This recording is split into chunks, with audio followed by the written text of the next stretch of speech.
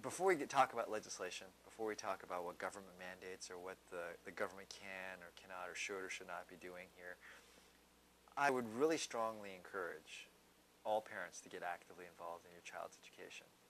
Certainly, I know, believe me, I mean, as a dad of 3 kids, that's a lot easier said than done.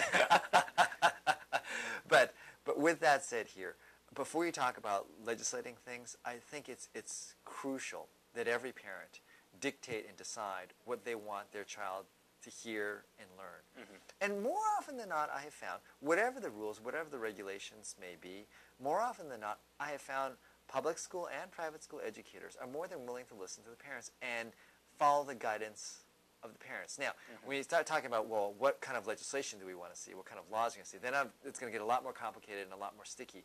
But for each individual family, almost, not always, but invariably I have found that if the parents get actively involved in helping to dictate and decide what their parents should or should not hear and or see, that is the single best remedy. And there's no cure for that, and there's no way you can ever mandate parental responsibility.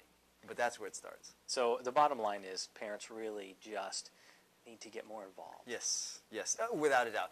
Yeah. If there's a failure, it's a failure on the part of the government to listen to the parents. Okay. Well, let me, before I move on, I got one really quick point. I just wanted to give you a chance to speak on, other difficult in the area of abortion, because it's not all just convenient abortions. Mm-hmm. There is very nasty things that happen, rape, incest. Mm-hmm. There's traumatic things that happen to a person. Mm-hmm. How do you convey your moral convictions to a person who has been through that, and at the same time,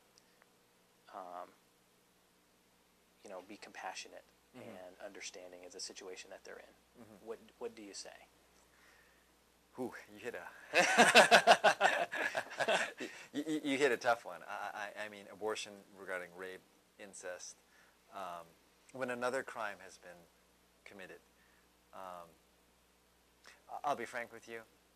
I don't like the government intervening one way or another on those issues. And it would be very difficult for me as a lawmaker to fault an individual who decides to get an abortion after an incident of rape or incest. And I'd be very cautious about legislating in that area. With that said, though, it's one thing to do that as a lawmaker. It is something entirely different to do that as a friend, as a neighbor, as a Christian. I think it's important. Should an incident like that occur to an individual, she's going to be in an enormously difficult situation.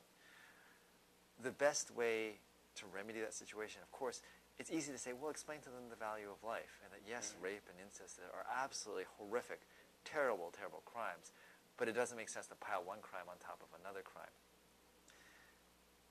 You have to be working ahead of time and integrate, and that's why spreading the faith is so important. To have somebody, if somebody has been a victim of a terrible crime such as a rape or an incest, and that's the first time you talk to that person, getting through to them is going to be very, very difficult.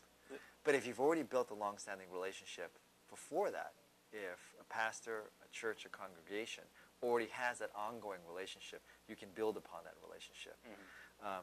Well, Michael, I'm not gonna I'm not gonna pull one over you.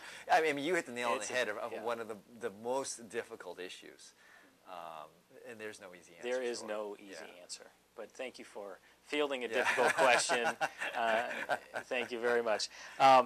Let me continue on, if I may, about education in the family. We're already in this area, and I was reading on your website, and it says, we cannot legislate healthy families, good parenting skills, or a sound moral environment, and we should not try. But we can do more in the public square to help